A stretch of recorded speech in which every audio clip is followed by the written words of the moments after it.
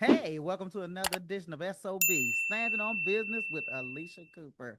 Yes, make sure you click the notification bell, like, subscribe, share it with friends, let everybody know I'm out here trying to get my numbers up. So, yes, I appreciate it.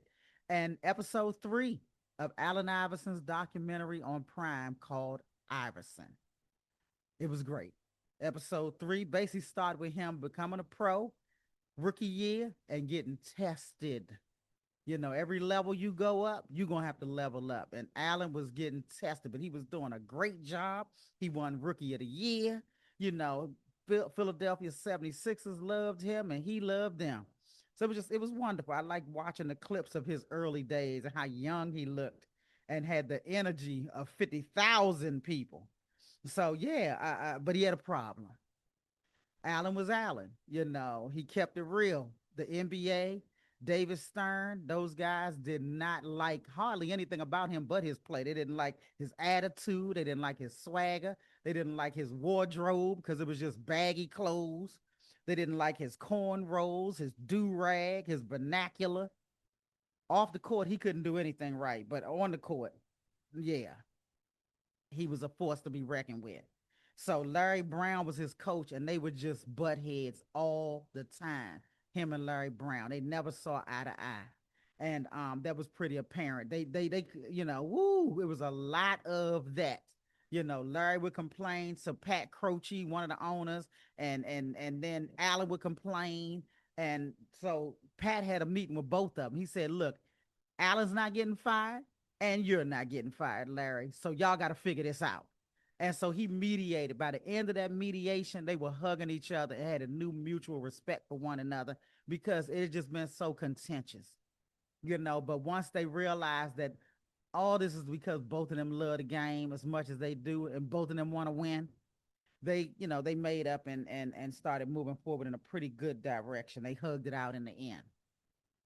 So yeah. So now everybody's trying to figure out how to stop Allen Iverson and this crossover. He is breaking ankles, people falling back on their butt. It's horrible what he's doing to these people at the next level. Woo! They hadn't seen anything like that. He crossed up and then scored on Michael Jordan, his hero, all while wearing his own Allen Iverson Reeboks. So he had his high top Reeboks on because he had the big Reebok deal. But yeah, his crossover was a lot for this league because he was fast first step. And then this was the thing that I liked about Allen. When he crossed you over and embarrassed you, he made the shot. So many people messed up their reels because they'll do something spectacular and miss the shot. And you know when they miss the shot because you'll see it online and they'll show the move and then they'll cut it off right at the shot because it didn't go in. Allen's was going in. So yeah, his mother was his biggest fan. His wife was a close second, and Allen was just doing it. So in his fifth season, he won the MVP award for the entire league. And in 2001, that same year, he won the All Star Game MVP. He was the answer. He was the answer. His posse was a little rough. They didn't like the people he hung out with. But yeah. He was spending a lot of money because he was the only one that had the money out of his friends and his family. Everybody else was broke but him. So everybody was dependent on him. So one day he took him and all his friends to buy expensive jewelry and wrote the jewelry store a check for $900,000 so that his friends could live, and enjoy the spoils of his riches. He was not a selfish man. He was very generous. So yeah. So yeah, what can you say? I mean, and then of course he went that route that a lot of athletes were going at the time and started trying to rap. And all the young guys were trying to rap at that time. Shaq was doing his Shaq Fu thing, and Kobe was trying to rap, and Allen had his little label. Cause really, basketball and rapping, that's the synergy between those two is uncanny. But it was a lot. See, all that gangster rap and stuff was really just starting going, and David Stern didn't want it. Now they got who's doing the promos, the rappers. But back then they were trying to still make this sort of white bread corporate. And yeah. But the funny part was when Allen tried to release his rap single called 40 Bars. And David Stern heard that thing. And David Stern came in there to talk to him about those lyrics. And David was reading the lyrics off. Alan said he was trying not to laugh because it was so serious to David Stern, but it was funny seeing this old white dude trying to say the lyrics. And these are some of the lyrics. I can imagine how David Stern read it too. I got my I got niggas where you eat, shit, sleep, and beat your meat. Die reaching for heat, leaving you leaking in the streets. I know killers that kill for a fee that would kill your ass for free. Alan, is this really the image you want to put out there for the youngsters who buy your shoes and watch your games and buy your jersey, Alan? I know niggas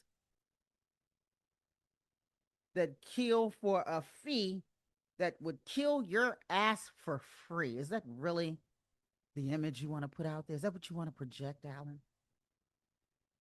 I got niggas where you eat, shit, sleep, and beat your meat, die reaching for heat, leave you leaking in the streets. Alan.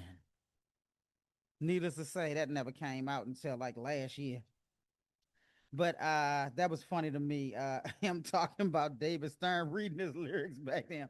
When somebody reads something back to you, that's when you can really hear how ignorant you sound. So yeah, but and Kendrick Lamar helped him work on that all those years ago when we didn't even know who Kendrick was. But you got to remember, Allen was 24 years old. He was the face of the league and could not be representing them like that because it's a corporate gig at the end of the day, you know. And Allen was doing so much. That man played so hard. Like he said, he left it all on the court night after night, and he was hitting that hardwood, falling hard, being knocked down, and it was a different era. Like I mean, I'm surprised he could play game after game as hard as he played and as much as he fell hard.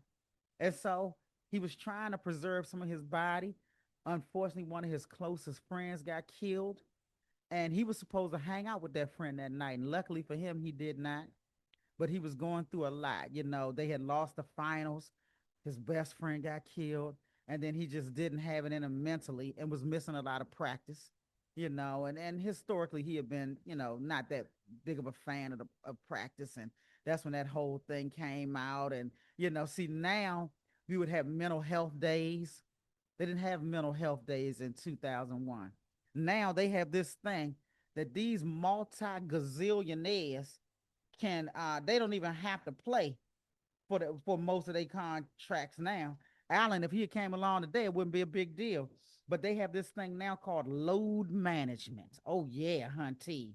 Load management. They didn't have that when Allen was coming along. Allen, Kobe, Shaq, Jordan, they had to play every game, all 82. And they wanted to play 82 games. They said, we don't know what kid done spent their last money to come see me play. Now they like, I won't play if I'm injured. But if I'm not injured, I'm not sitting down for nobody's load management. But that's what these new guys are doing. They making a gazillion dollars and they half playing because they talk, I'm gonna sit this one out. It's a soft league today. But let me tell you what load management is. It's when teams intentionally limit a player's minutes or rest them from games to protect their body over the long season, even if the player isn't injured. They should have an asterisk beside their name then. If you won a championship off load management, and Kobe and Jordan and Magic and Bird had to play 82 and still win, you should have an asterisk beside your win because you got a lot more rest than they did. So in plain terms, you're healthy, but we're sitting you out so you'll be healthier later. Why the teams do it? It reduces wear and tear on the players' joints and muscles. It lowers the risk of injury, especially for the stars. Keeps players fresh for the playoffs. What about the players before this? They didn't get to be fresh for the playoffs. They had to earn their money unfresh. Man, we living in some different times. And yeah, they can skip practice due to load management. If they have a back-to-back game, they can sit out the second game because of load man. I just played and you just got paid. There's some new stuff here. So yeah, but Allen, I'm gonna show you a little bit of what Allen was saying about the practice situation. This was what he had to say about practice. I supposed to be the franchise player, and we're in here talking about practice. I mean, listen, we talking about practice, not a game, not a game, not a game. We talking about practice, not a game, not the game that I go out there and die for, and play every game like it's my last. Not the game. We talking about practice, man. I mean, how silly is that, man? We're talking about practice. I was on stage that night, so you know I had to talk about. That's what we do as comics. We talk about current events, and we talk about topical things and make it funny. So this is what I had to say. We talk about practice. Practice. We talk about practice. Practice. Not a game. We talk about practice. I'm the franchise player, and we talk about practice. Not a game. We talk about practice.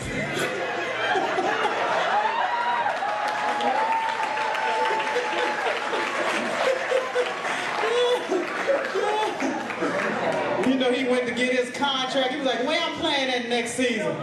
We talking about overseas. Overseas. We talk about overseas. Overseas. Not the NBA. We talk about overseas. You know, I'm from DC, so we're going to turn everything into go-go music. After the practice situation and they weren't winning championships, they ended up trading Allen. So he went to a few different teams. He became a journeyman.